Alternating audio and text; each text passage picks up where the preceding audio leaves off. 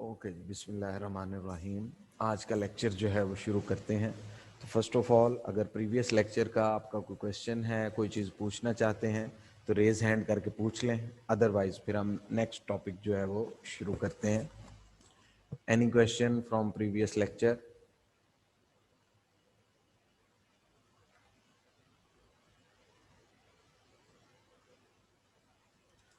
Okay जी, then हमने last lecture में जो है वो कंजम्पशन से रिलेटेड टॉपिक्स जो हैं उनको कवर किया था। उसमें हमने कंजम्पशन फंक्शन की जो बेसिक्स हैं उनको डिस्कस किया। उसके बाद जो है, एक सेकेंड,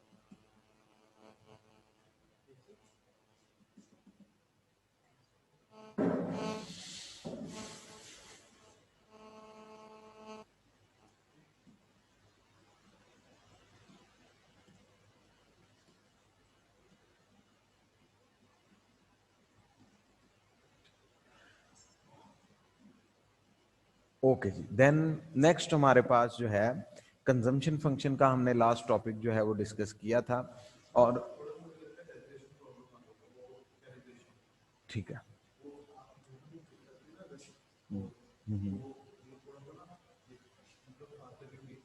ठीक,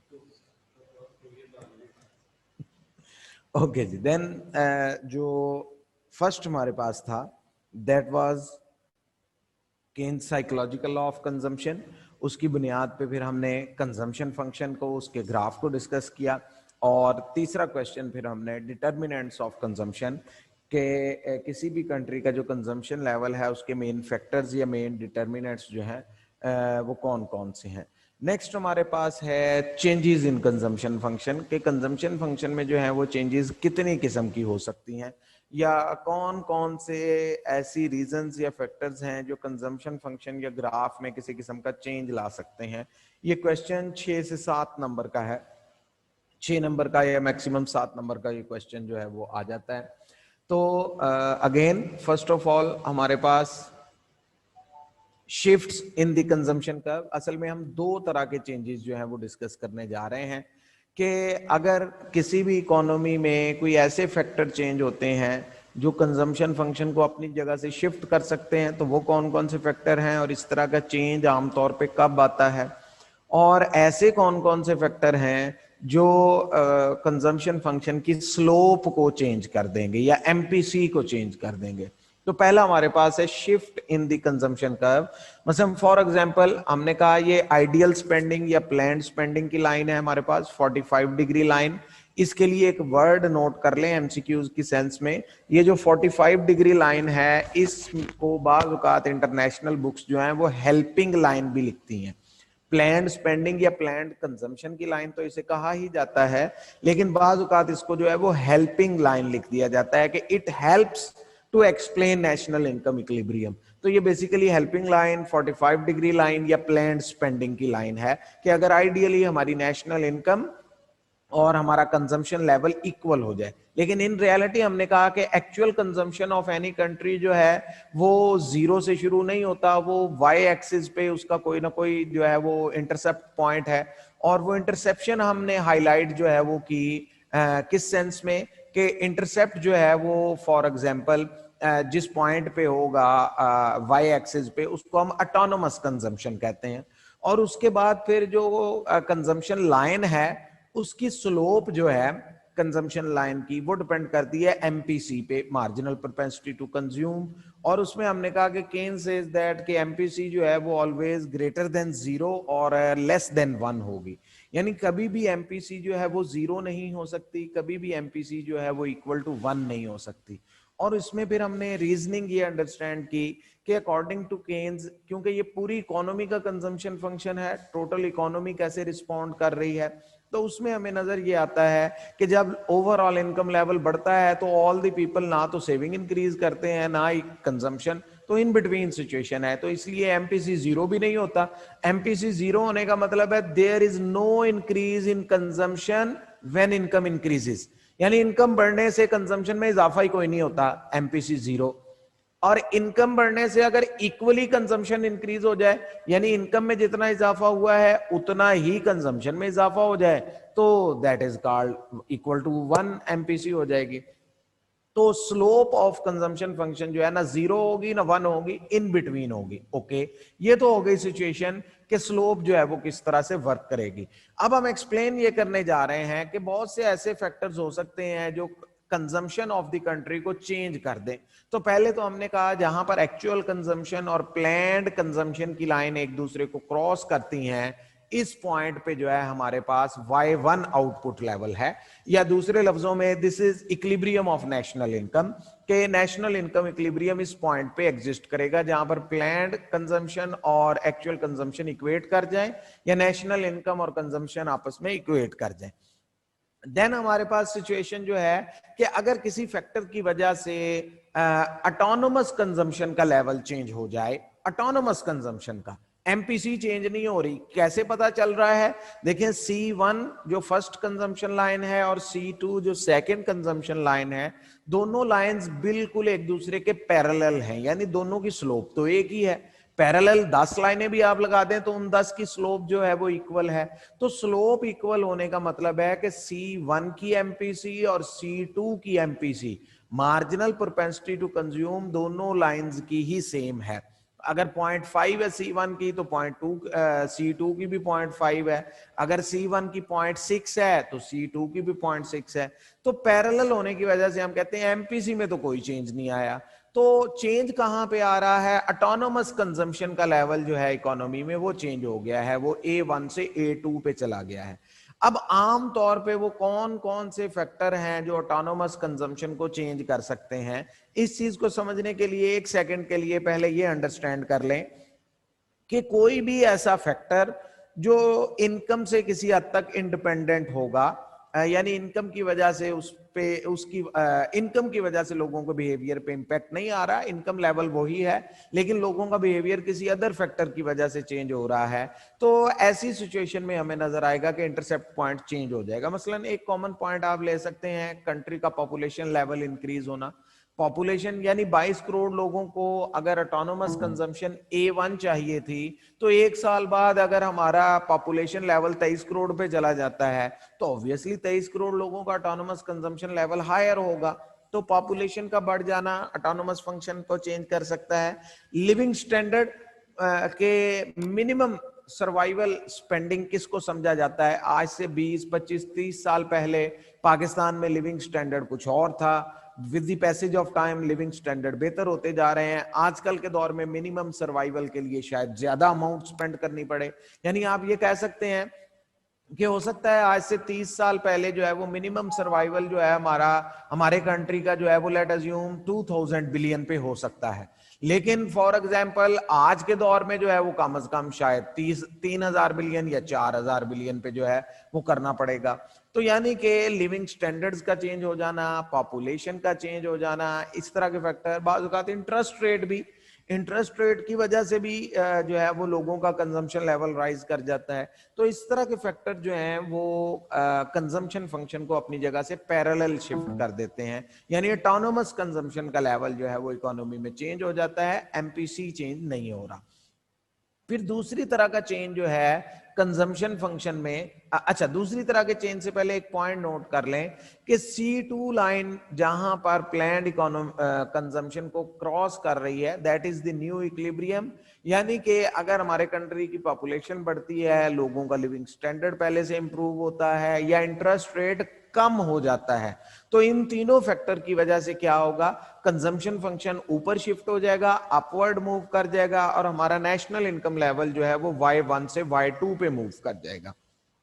तो कंट्री का नेशनल इनकम लेवल भी इंक्रीज होगा, यानी कंट्री जो है वो मोर स्पेंडिंग कर रहा होगा हायर नेशनल इनकम्स पे।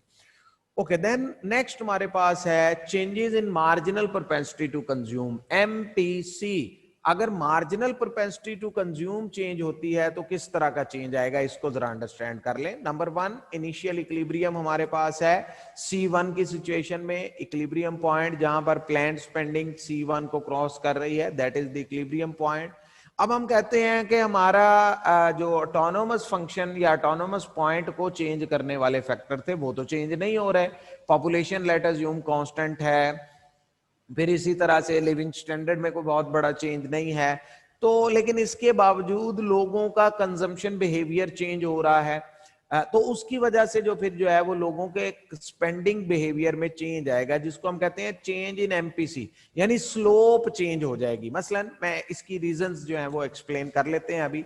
देखिए, लेट अज्यूम C1 और अगर C2 को आप देखें तो C1 फ्लैटर है, C2 जो है वो स्टीपर है।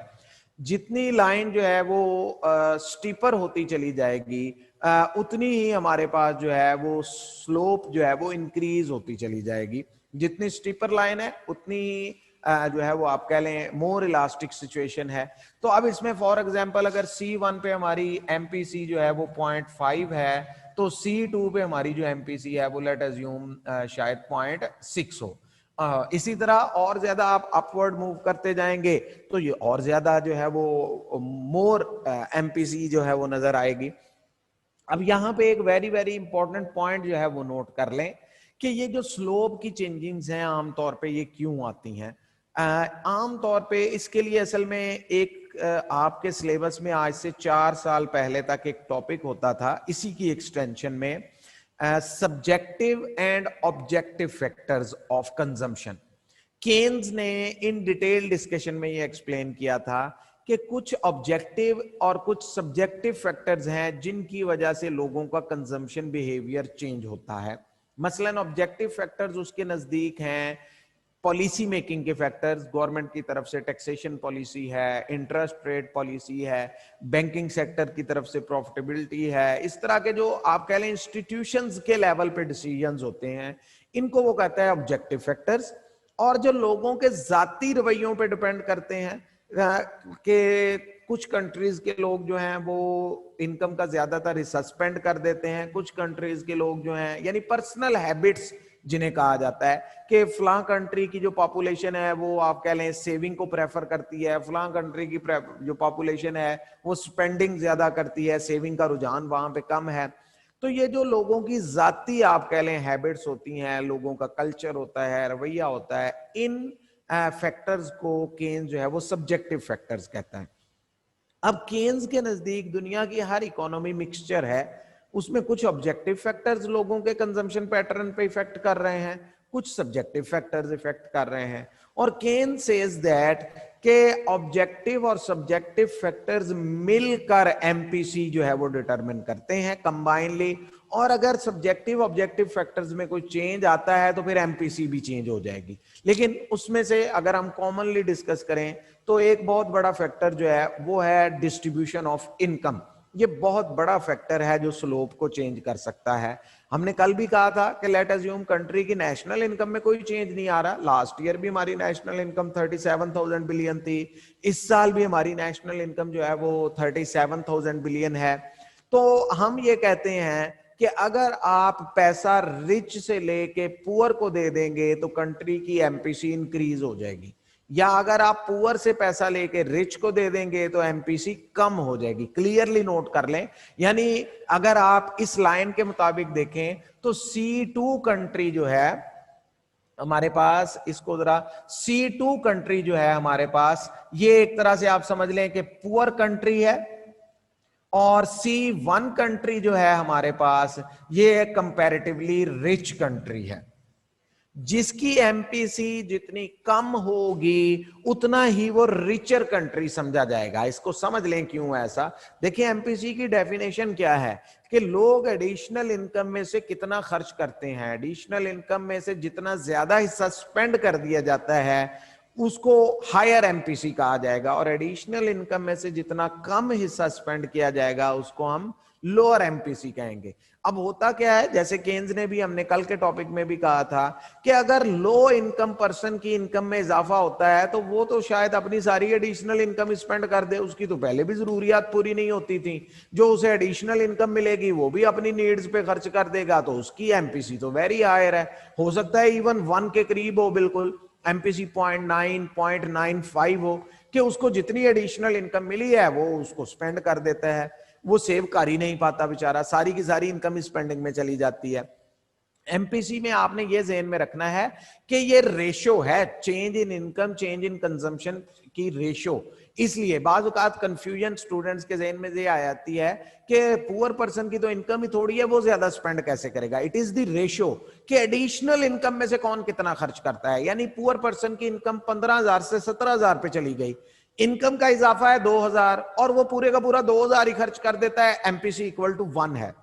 अब रिच की इनकम 5 लाख थी, 5 लाख से बढ़ के 6 लाख हो गई, वो इजाफी 1 लाख में से 50,000 भी खर्च कर दे, कंपैरेटिवली उसने कई गुना ज्यादा इनकम खर्च किया है। वो पुअर ने तो बेचारे ने 2,000 इनकम बढ़ी थी 2,000 ही खर्च किया इजाफी, इसने 50,000 रुपया खर्च कर दिया है। अमाउंट का कंपैरिजन नहीं करना, परसेंटेज में इसने अपनी इनकम में से आधा हिस्सा खर्च किया है, तो दैट इज कॉल्ड एमपीसी। इसकी एमपीसी 0.5 है कि ये अपनी एडिशनल इनकम में से आधा खर्च करता है, और पुअर पर्सन की एमपीसी वो 1 है या 1 के करीब है कि वो अपनी एडिशनल इनकम का सारा हिस्सा ही खर्च कर देता है। तो यहां से फिर रिजल्ट ये निकलता है कि रिचर कंट्रीज में एमपीसीज कम होती हैं, क्योंकि रिचर कंट्रीज के लोग एडिशनल इनकम का हिस्सा सेव करना शुरू कर देते हैं, और पुअरर या लो इनकम कंट्रीज में आमतौर पे एमपीसीज जो हैं वो हायर होती हैं, क्योंकि ऐसे मुल्कों में नेशनल इनकम में इजाफा हो भी तो वो नेशनल इनकम का सारा इजाफा या उसका बड़ा हिस्सा दोबारा खर्च हो जाता है, लोगों की बेसिक नीड ही पूरी नहीं हो रही, तो एडिशनल इनकम भी स्पेंडिंग में चली जाएगी।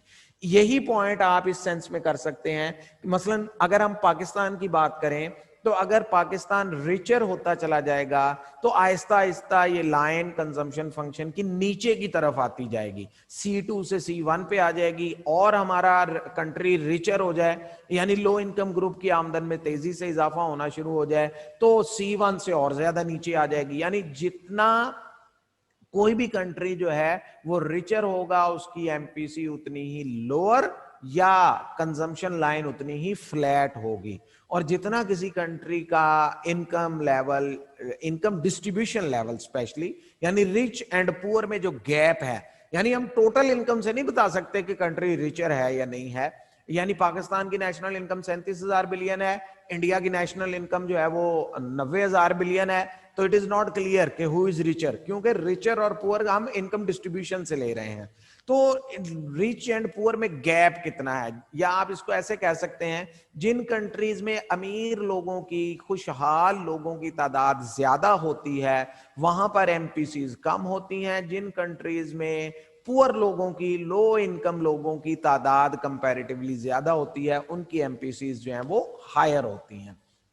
तो इनकम डिस्ट्रीब्यूशन में चेंज आना ये एक बहुत बड़ा फैक्टर है जो किसी भी इकोनॉमी में जो है वो कंजम्पशन फंक्शन की स्लोप को चेंज कर सकता है। तो ये टोटल हमारा जो है ये 7 मार्क्स का क्वेश्चन था कि किसी भी कंट्री में जो नेशनल इनकम लेवल है उसकी वजह से कंजम्पशन फंक्शन बनता कैसे है, और उसमें चेंजेस 2 तरह की जो हैं। एक हमने कहा कि इंटरेस्ट रेट, पॉपुलेशन लेवल, या किसी भी कंट्री का लिविंग स्टैंडर्ड, इस तरह के फैक्टर चेंज होने से स्लोप चेंज नहीं होती, कंजम्पशन लाइन अपनी जगह से शिफ्ट हो जाती है। और दूसरी तरह की चेंजिंग जिसको हम रोटेशन भी कहते हैं, हमने इसके लिए वर्ड पहले भी टिल्ट या रोटेट यूज किया हुआ है। तो टिल्ट या रोटेशन ऑफ कंजम्पशन फंक्शन जो है ये आमतौर पर डिस्ट्रीब्यूशन ऑफ इनकम में कोई चेंज आ जाए, कंट्री में रिच पुअर का गैप कम हो जाए तो लाइन नीचे की तरफ आएगी, रिच पुअर का गैप इंक्रीज हो जाए तो ये लाइन ऊपर की तरफ जाएगी। ओके जी, देन नेक्स्ट हमारे पास टॉपिक है, यहां पर हमारा जो है वो कंजम्पशन का मेन टॉपिक क्लोज हो गया है। एक टॉपिक न्यूमेरिकल का जो है वो आगे चल के आएगा, क्योंकि न्यूमेरिकल में हम कंजम्पशन और सेविंग दोनों को इकट्ठा भी कैलकुलेट कर लेते हैं, तो इसलिए हम सेविंग का टॉपिक कंप्लीट करने के बाद न्यूमेरिकल्स की तरफ जाएंगे और न्यूमेरिकल्स की जो है वो डिस्कशन करेंगे कि किसी भी इकोनॉमी में जो है वो एमपीसी कैसे कैलकुलेट करते हैं, एपीसी। अभी तक तो हमने जस्ट नंबर यूज किया है ना जी, country MPC of any country जो है जी वो 0.5 है, 0.6 है, तो उसकी प्रॉपर कैलकुलेशन कैसे होती है वो भी हम करेंगे। 4-5 नंबर का न्यूमेरिकल आता भी है, पास्ट में भी आया हुआ है। तो उससे पहले सेविंग की डिटेल समझने के बाद फिर दोनों की एमपीसीज और दोनों की कंबाइंड एक्सप्लेनेशन भी होगी। ओके जी, then first of all what is saving, what is saving function. Saving क्या है, सेविंग फंक्शन को टेबल एंड डायग्राम से एक्सप्लेन कर दें। तो पहले बेसिक आइडिया सेविंग का समझ लें। मीनिंग ऑफ सेविंग क्या है? इन macro economics saving is a part of national income which is spared after consumption. किसी भी साल की जो करंट नेशनल इनकम है, यानी 2019 की, 2020 की, उस नेशनल इनकम में से जो अमाउंट स्पेंड करने के बाद, कंज्यूम करने के बाद बाकी बच जाती है लोगों के पास, उसको सेविंग कहा जाता है। ओके, सेविंग फंक्शन या relationship of saving with national income को हम कैसे डिफाइन करते हैं? Saving and income both are positively correlated with each other. That means when national income rises, saving also rises and vice versa।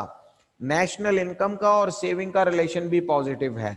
जब national income level बढ़ता है तो country में सेविंग लेवल भी इंक्रीज हो जाता है। जब नेशनल इनकम लेवल में इजाफा होता है तो लोग सेव करने के काबिल हो जाते हैं, या आप कह लें आहिस्ता आहिस्ता सेविंग का लेवल बढ़ना शुरू हो जाता है।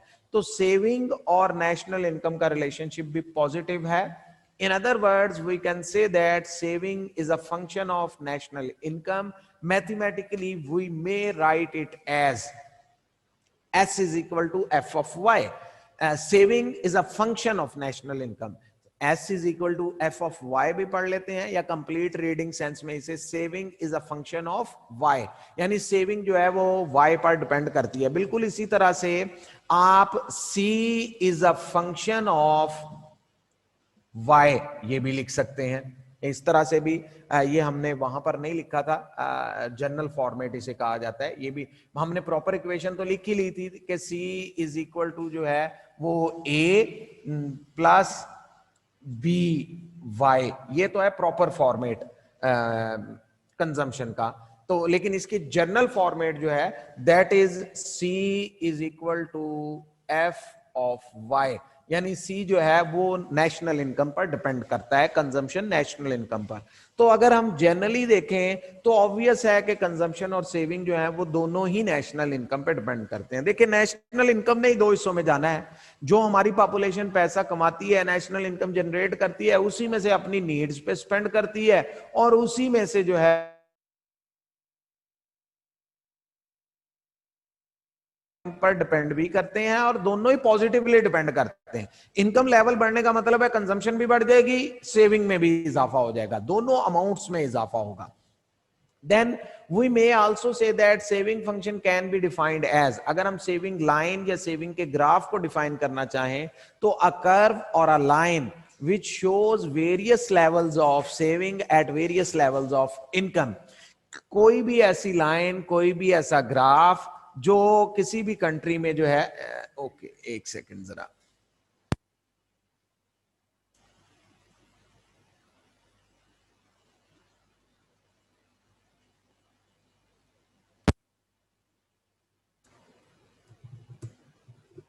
ओके। तो व्हाट डज इट मीन कि सिंपली किसी भी इकोनॉमी में जो नेशनल इनकम है, डिफरेंट नेशनल इनकम लेवल, यानी हमारा इस साल का नेशनल इनकम लेवल 37,000 बिलियन है, तो सेविंग इस पे क्या होगी? 38,000 बिलियन पे सेविंग क्या होगी? 39 पे, 40 पे। तो यानी नेशनल इनकम के डिफरेंट लेवल्स पे हमारे कंट्री में सेविंग लेवल कितना होगा, उसको या इस रिलेशनशिप को एक्सप्लेन करने वाली लाइन को हम सेविंग फंक्शन कहते हैं। ओके, सेविंग फंक्शन के ग्राफ के लिए एक बहुत इंपॉर्टेंट पॉइंट नोट कर लें। वाई एक्सिस पे हम सेविंग लेंगे, एक्स एक्सिस पे नेशनल इनकम या आउटपुट लेवल होगा। सेविंग का ग्राफ जो है उसमें नेगेटिव फेज जरूर ड्रॉ किया जाता है। अभी हम उसकी लॉजिक और रीजनिंग भी कर लेंगे कि सेविंग का ग्राफ जो है वो नेगेटिव जोन में क्यों होता है। ओके जी, नंबर 1 सबसे पहली चीज हमारे पास नेशनल इनकम है 20 billion, 40 billion, 60, 80, 100 billion. X axis पे नेशनल इनकम है और वाई एक्सिस पे जो है यहां पर हमारे पास सेविंग जो है वो 0 है और अपवर्ड जो है वो सेविंग इंक्रीज हो रही है 10, 20, 30, 40, 50 बिलियन। डाउनवर्ड जो है वो नेगेटिव सेविंग है। नेगेटिव सेविंग का मतलब है बोरिंग। -10 बिलियन का मतलब है कि ऐसा नेशनल इनकम लेवल जिस पे हमारी पब्लिक 10 बिलियन बोरो करके खर्च कर रही है, या 20 बिलियन। -20 बिलियन का मतलब है ऐसा नेशनल इनकम लेवल जिस पे हमारी इकोनॉमी जो है वो 20 बिलियन बोरो करके, नेगेटिव सेविंग मीन बोरिंग है। ओके जी, अब इस सिचुएशन में it is always must be noted that कि हमेशा सेविंग का ग्राफ नेगेटिव इंटरसेप्ट से शुरू होगा। सेविंग का ग्राफ यानी जब हमारे कंट्री का नेशनल इनकम लेवल 0 है तो सेविंग माइनस में होगी। नेशनल इनकम 0 है तो सेविंग माइनस में क्यों है? एक्चुअली जो हम अमाउंट स्पेंड कर रहे थे कंजम्पशन में, जब नेशनल इनकम 0 थी तो हम 30 बिलियन कंज्यूम कर रहे थे, ऑटोनोमस कंजम्पशन। तो वो 30 बिलियन आएगा कहां से? बोरिंग से आएगा। यानी यहां पे एक बात इंपॉर्टेंटली नोट कर लें कि C naught is always equal to S naught. C naught हम किसे कहते हैं? Autonomous consumption. एस नॉट किसे कहते हैं? Autonomous saving. सी नॉट के लिए हमने अब तक जो है वो ए लिखा हुआ था इक्वेशन में, वो तो एक जनरल फॉर्मेट था ऑटोनोमस के लिए, लेकिन सी नॉट इसके लिए जो है वो प्रॉपर वर्ड यूज होता है। तो C naught is always equal to S naught, but difference क्या है? एस नॉट की वैल्यू हमेशा नेगेटिव होगी और सी नॉट की वैल्यू जो है वो हमेशा पॉजिटिव होगी। सी नॉट जो है वो हमेशा पॉजिटिव होगा, यानी अगर कंजम्पशन फंक्शन प्लस के 30 बिलियन से शुरू हो रहा है तो सेविंग फंक्शन माइनस के 30 बिलियन से शुरू होगा। इंटरसेप्ट पॉइंट दोनों का होगा इक्वल। अगर कंजम्पशन फंक्शन 50 बिलियन से शुरू हो रहा है तो सेविंग फंक्शन भी 50 से शुरू होगा, लेकिन वो -50 से शुरू होगा।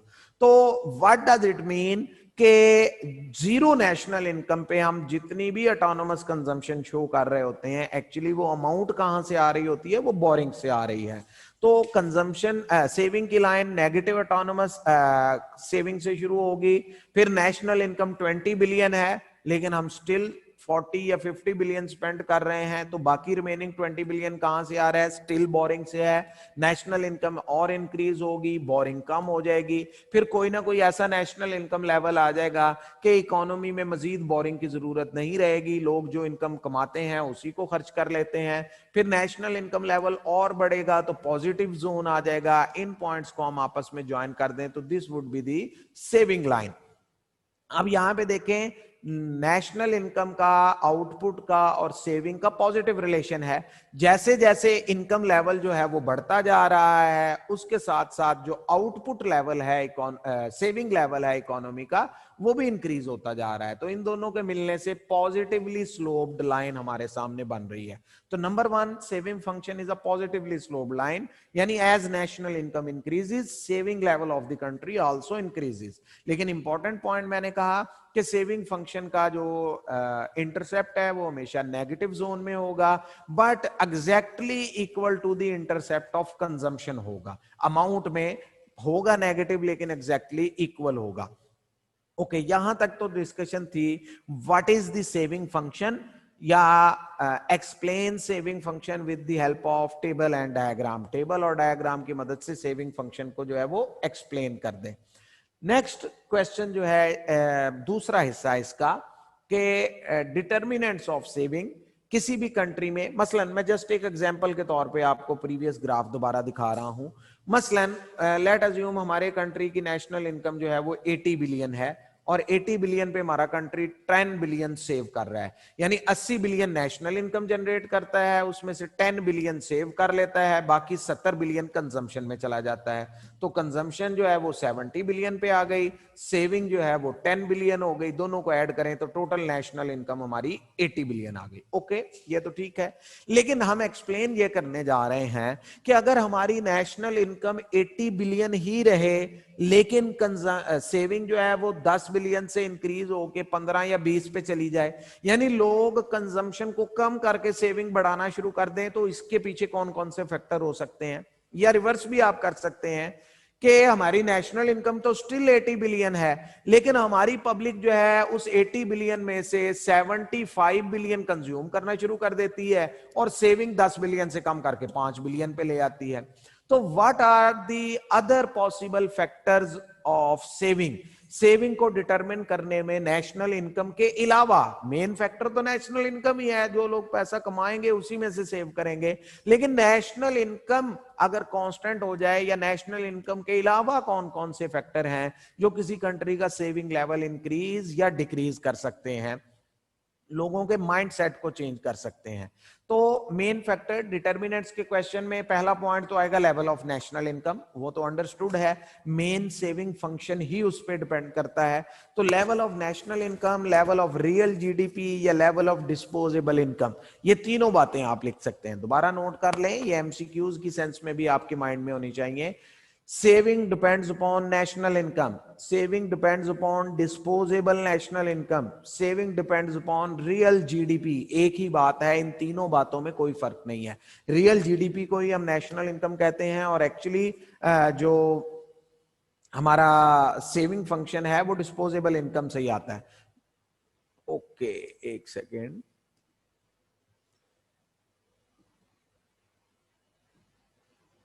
जी, क्या क्वेश्चन है मन? सर आपने यहाँ पे कहा था exactly equal to the intercept of consumption, sir इस बात को दोबारा एक दफा बता दें। देखें आप एक सेकंड के लिए, कंजम्पशन फंक्शन की जो लाइन हमने कल स्टडी की थी, पहला ग्राफ कंजम्पशन फंक्शन का, उसका इंटरसेप्ट या ऑटोनोमस कंजम्पशन का पॉइंट देखें, यानी कंजम्पशन फंक्शन की लाइन 30 बिलियन से शुरू हो रही है। ओके, और जो सेविंग की लाइन हमने आज ड्रॉ की है वो भी 30 बिलियन से है, लेकिन वो माइनस के 30 बिलियन से है। तो व्हाट वी से दैट कि एक्चुअली टेक्निकली इसकी सेंस ये है कि जब हमारी नेशनल इनकम जीरो थी तो हम जीरो नेशनल इनकम पे 30 बिलियन कंज्यूम कर रहे थे। तो वो 30 बिलियन आ कहां से रहा था? हम 30 बिलियन बोरो करते थे एज ए नेशन और उसको स्पेंड करते थे। तो बेसिकली उस नेगेटिव सेविंग बोरिंग को हम नेगेटिव सेविंग से शो करते हैं। तो इसलिए मैंने कहा था कि हमारे कंजम्पशन फंक्शन का इंटरसेप्ट पॉइंट और हमारे सेविंग फंक्शन का इंटरसेप्ट पॉइंट अमाउंट के लिहाज से बराबर होंगे। यानी अगर कंजम्पशन की लाइन 30 बिलियन से शुरू होगी तो सेविंग भी 30 से होगी, लेकिन वो माइनस के 30 से शुरू होगी सेविंग की लाइन। ठीक है सर। ओके जी, देन नेक्स्ट हमारे पास है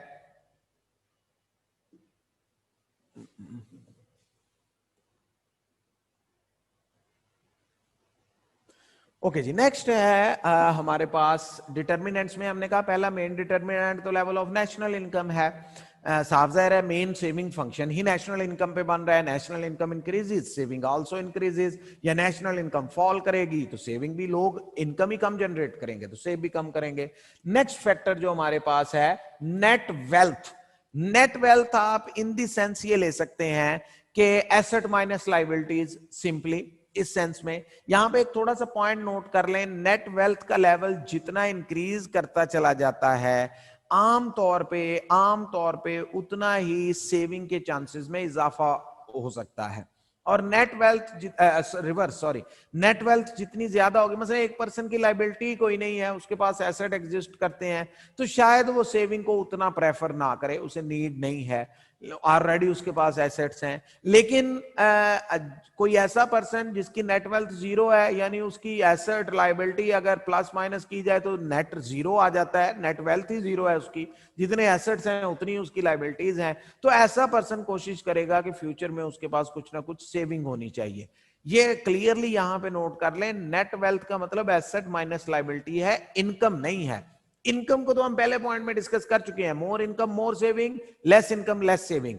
लेकिन ओवरऑल सेंस में अगर एसेट्स कैलकुलेट किए जाएं किसी पर्सन के, एसेट्स माइनस लाइबिलिटीज, तो नेट वेल्थ का लेवल जो है वो नेगेटिवली रिलेटेड होता है। हायर नेट वेल्थ का मतलब है कि शायद लोग जो है वो सेविंग को उतना प्रेफर ना करें ऑलरेडी एग्जिस्टिंग एसेट्स की वजह से।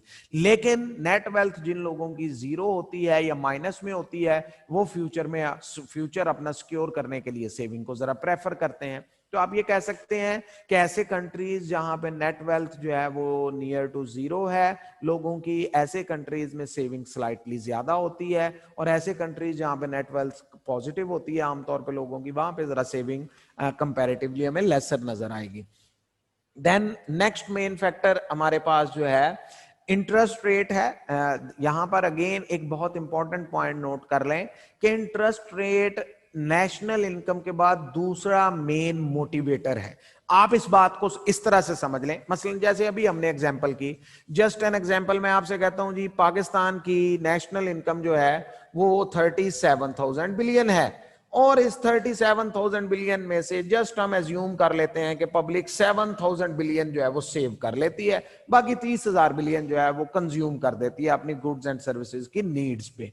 अब अगले साल भी हमारी नेशनल इनकम 37,000 बिलियन ही रहती है, लेकिन कंट्री में इंटरेस्ट रेट चेंज हो जाता है। मसलन 37,000 नेशनल इनकम, 7,000 सेविंग, और लास्ट ईयर का इंटरेस्ट रेट बैंक आपको ऑफर कर रहा है 10%। ये लास्ट ईयर का मैं बता रहा हूं। मसलन 2019 में हमारी नेशनल इनकम 37,000 बिलियन थी, बैंक्स आपको सेविंग अकाउंट पे 10% ऑफर कर रहे थे कि आप पैसा हमारे पास रखवा दें, हम आपको एनुअली 10% इंटरेस्ट देने को तैयार है, सेविंग अकाउंट में पैसा रखवा दें। अब इस इंटरेस्ट रेट की अट्रैक्शन की मौजूदगी में हमारी पब्लिक ने टोटल कितनी अमाउंट सेव की है? हमने कहा जी 7,000 बिलियन। अब अगले साल जस्ट एन एग्जांपल, फर्ज कर लें हमारी नेशनल इनकम स्टिल 37,000 बिलियन है, लेकिन हमारे बैंक्स ऑफर कर देते हैं 15% इंटरेस्ट रेट कि आप पैसा जो है वो सेविंग अकाउंट में हमारे पास रखवा दें, सेविंग अकाउंट ओपन करवाएं, पैसा हमारे पास रखवा दें, हम आपको एनुअली 15 या 20% इंटरेस्ट दे देंगे उस पर जो भी आप अमाउंट रखवाएंगे। अब ये बहुत बड़ी अट्रैक्शन है, पहले आपको 10% प्रॉफिट मिलना था, अब 20% डबल है। तो रिजल्ट क्या निकलेगा? नेशनल इनकम तो 37,000 बिलियन थी, लेकिन पब्लिक ज्यादा सेव करेगी, शायद 7,000 की बजाय 8,000 बिलियन सेविंग में चला जाए, 9,000 बिलियन सेविंग में, यानी लोग अपना कंजम्पशन लेवल कम कर देंगे। टोटल इनकम तो वही है ना 37,000 बिलियन, तो लोग अपनी कंजम्पशन को 29,000 बिलियन पे ले आएंगे, सेविंग थोड़ी सी बढ़ा देंगे कि प्रॉफिट बहुत अच्छा मिल रहा है, या अपनी कंजम्पशन को और कम करके 28,000 बिलियन पे ले आएंगे और सेविंग जो है वो इंक्रीज करके 9,000 बिलियन पे, 10,000 बिलियन पे ले जाएंगे। तो दैट मींस कि एक बहुत इंपॉर्टेंट फैक्टर इकोनॉमी में जो इंटरेस्ट रेट है वो बहुत ज्यादा मैटर करता है। देन नेक्स्ट फिर हमने ये 2 पॉइंट केन्स की डिस्कशन के किए थे।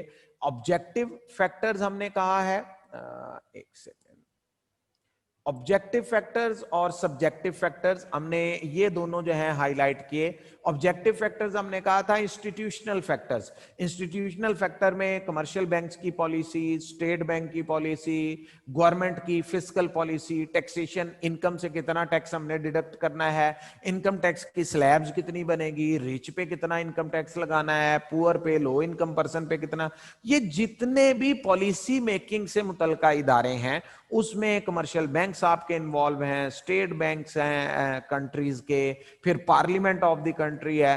तो ये जो इंस्टीट्यूशनल डिसीजन मेकिंग है इसको केन्स जो है वो ऑब्जेक्टिव फैक्टर्स कहता है कि ऑब्जेक्टिव फैक्टर्स जो हैं ये लोगों के सेविंग पे बहुत ज्यादा इंपैक्ट डालते हैं। मैं जस्ट एक एग्जांपल दे रहा हूं, फर्ज करें कल से गवर्नमेंट अनाउंस कर दे कि जो सेविंग अकाउंट्स पे मुनाफा आएगा हम उस पे कोई टैक्स नहीं लेंगे।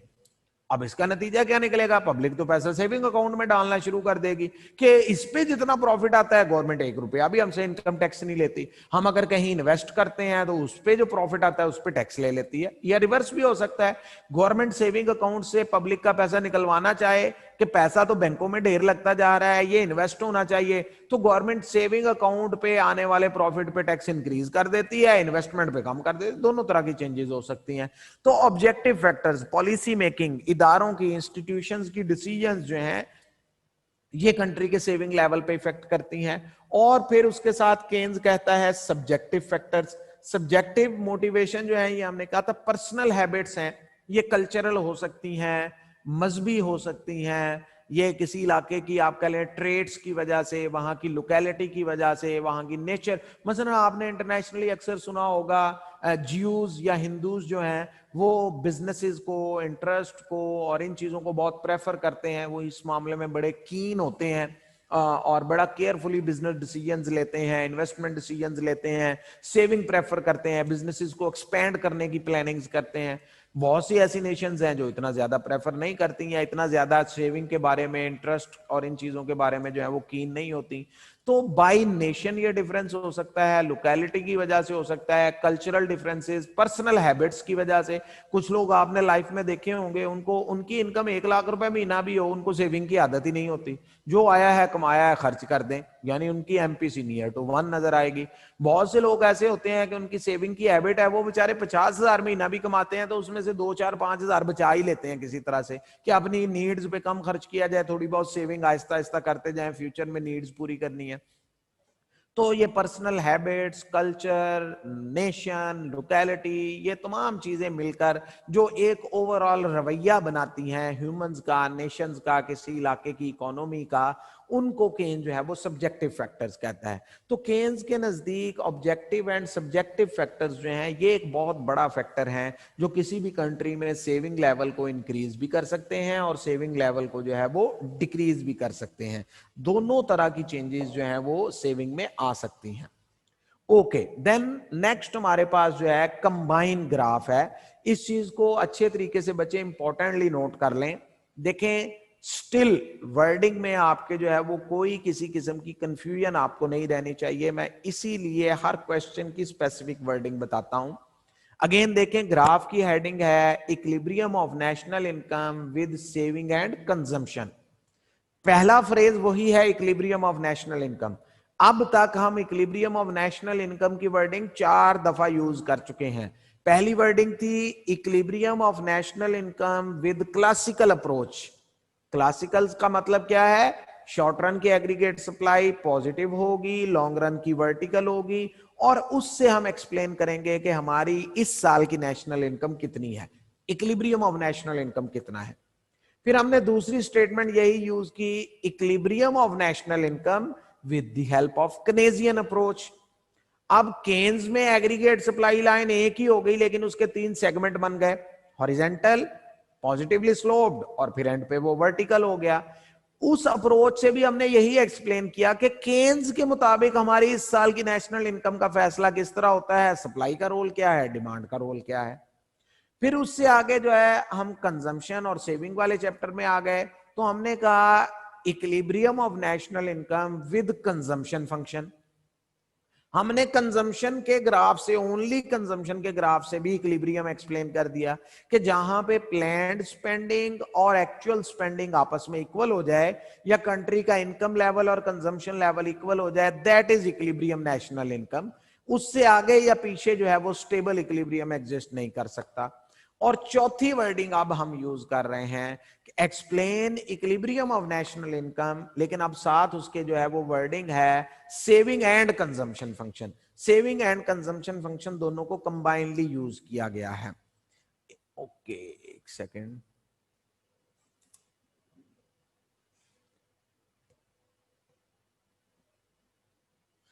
ओके जी, देन तो ये हमारे पास है कंजम्पशन और सेविंग फंक्शन का कंबाइंड ग्राफ है। अच्छा, यहां पे एक छोटा सा पॉइंट नोट कर ले, मेरे सामने एग्जैक्ट इस वक्त बुक नहीं है, लेकिन शायद आपको बुक में ये 2, 4, 5 पेजेस के बाद ये टॉपिक नजर आए, मुझे थोड़ा सा डाउट है, क्योंकि जहां पर हम डबल अप्रोच से चलते हैं ना, कंबाइंड से, यानी कंजम्पशन और सेविंग का ग्राफ इकट्ठे बनाएं, कंजम्पशन और इन्वेस्टमेंट का इकट्ठे बनाएं, सेविंग और इन्वेस्टमेंट का, तो वहां पर जाकर ये तीनों जो है ये कंबाइंड आई थिंक मैंने बुक में एक्सप्लेन किए हैं, तो वो थोड़ा सा चेक कर लीजिएगा। ओके, तो नेक्स्ट हमारे पास सिचुएशन क्या है कि हमने एक ही ग्राफ में सेविंग और कंजम्पशन दोनों ड्रॉ करनी है, और उससे हमने करंट नेशनल इनकम लेवल जो है वो एक्सप्लेन करना है। ओके, स्टार्टिंग पॉइंट, सेविंग की लाइन हमने कहा पॉजिटिवली स्लोप्ड होगी, इसी तरह से कंजम्पशन की लाइन भी पॉजिटिवली स्लोप्ड होगी, और दोनों के लिए अगेन नोट कर ले, मैं रिवाइज कर रहा हूं।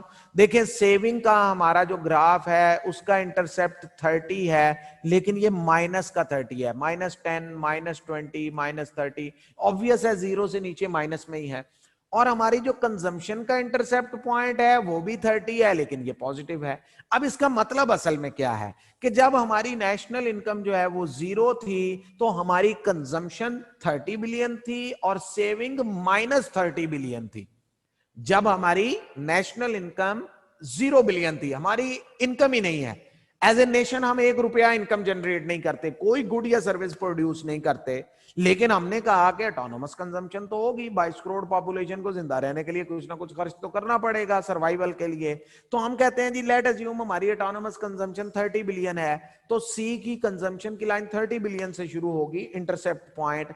तो ये 30 बिलियन आएगा कहां से? -30 बिलियन सेविंग से। माइनस सेविंग का मतलब क्या है? बोरिंग।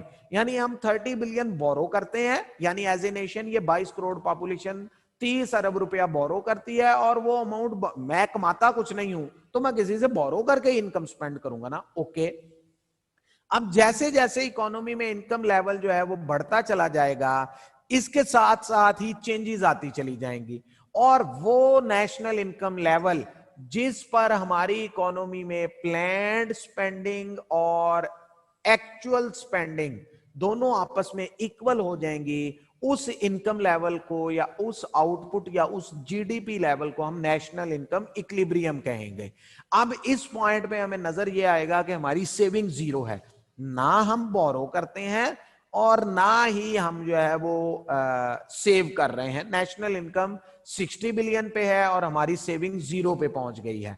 अगर हमारी नेशनल इनकम इससे आगे इंक्रीज होगी तो what will happen? Saving create होना शुरू हो जाएगी। मसलन सिंपली आप ये कह सकते हैं कि जब हमारी नेशनल इनकम 80 बिलियन पे जाएगी तो देखें इसका इंपैक्ट क्या आएगा। अब 80 बिलियन पे हमारी इकोनॉमी जो है वो सेव कितना कर रही है? 10 बिलियन। और 80 बिलियन पे हम कंज्यूम कितना कर रहे हैं? सॉरी, ये लाइन यहां पर नहीं, यहां पर 70 बिलियन। हमारी टोटल नेशनल इनकम है 80 बिलियन, हम इस 80 बिलियन में से कंज्यूम कितना कर देते हैं? 70 बिलियन। कंजम्पशन का पॉइंट 70 बिलियन पे है, तो बाकी 10 बिलियन कहां जाता है? ऑब्वियसली वो हम सेविंग में ले जाते हैं। तो दैट्स वाई अगर हम 60 बिलियन से आगे जाते हैं, नेशनल इनकम लेवल इंक्रीज होता है फॉर एग्जांपल 80 बिलियन पे, तो हमारी इकोनॉमी में 10 बिलियन जो है वो सेविंग में जा रहा होगा, 70 बिलियन जो है वो कंजम्पशन में जा रहा होगा, और इन दोनों को आप एड अप कर लें तो that is the total national income. और स्टेबल इक्विलिब्रियम हमने कहा जहां पर हमारी नेशनल इनकम और कंजम्पशन आपस में इक्वेट कर जाए, या दूसरे लफ्जों पे जहां पे हमारी सेविंग 0 हो जाए। इससे आगे का जो फेज है ये भी स्टेबल नहीं है, इससे जो प्रीवियस फेज है वो भी स्टेबल नहीं है, अनलेस कि हमारे कंट्री का कंजम्पशन फंक्शन ही अपनी जगह से चेंज हो जाए। मसलन कैसे चेंज हो सकता है? कंट्री का ऑटोनोमस कंजम्पशन का स्ट्रक्चर चेंज हो जाए। तो हमने कहा था हमारे कंट्री की लाइन जो है ये पैरेलल अपवर्ड शिफ्ट हो जाएगी, C1 से ये फॉर एग्जांपल शिफ्ट होके जो है वो C2 पे चली जाएगी, लेट अज्यूम। तो अगर पैरेलल शिफ्टिंग होगी तो फिर हमारे पास एक न्यू इक्विलिब्रियम बन जाएगा। ये न्यू इक्विलिब्रियम फिर हायर इनकम लेवल पे जाके कहीं हमें स्टेबल नजर आ रहा है 80 बिलियन, ठीक है। फिर हमारी इकोनॉमी का नेशनल इनकम इक्विलिब्रियम 80 बिलियन पे आ जाएगा, क्योंकि 80 बिलियन पे फिर हमारी सिचुएशन वही होगी, no saving and income is equal to consumption. तो this is the complete explanation कि किसी भी इकोनॉमी में हम सेविंग और कंजम्पशन को कंबाइनली एक्सप्लेन करते हुए किसी भी कंट्री का नेशनल इनकम लेवल जो है वो कैसे डिफाइन करते हैं। इक्विलिब्रियम ऑफ नेशनल इनकम भी आप कह सकते हैं, और इसको जो है आप कंजम्पशन एंड सेविंग फंक्शन की मदद से नेशनल इनकम को एक्सप्लेन करना। जी, अब आपका इसमें कोई क्वेश्चन है, कोई चीज पूछना चाहते हैं तो रेज हैंड करके पूछ लें। इन टॉपिक्स को बच्चे अच्छे तरीके से पढ़ लें, कोई इनमें डाउट इशू या कोई प्रॉब्लम हो तो कल भी पूछिएगा। अभी आपका कोई क्वेश्चन है किसी का तो पूछ लें रेज हैंड करके।